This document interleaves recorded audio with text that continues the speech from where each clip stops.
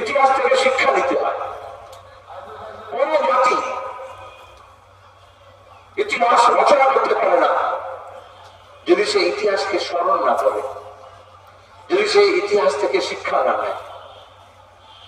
কিন্তু আজকে দাঁড়িয়ে ইতিহাসকে ধ্বংস করা হচ্ছে, সেখানে দাঁড়িয়ে নতুন ইতিহাস রচনা করার ইচ্ছে নেই, বরঞ্চ আমাদেরকে সবাইকে আবার অতীতের ইতিহাসে ফিরিয়ে নিয়ে যাওয়ার চেষ্টা হচ্ছে।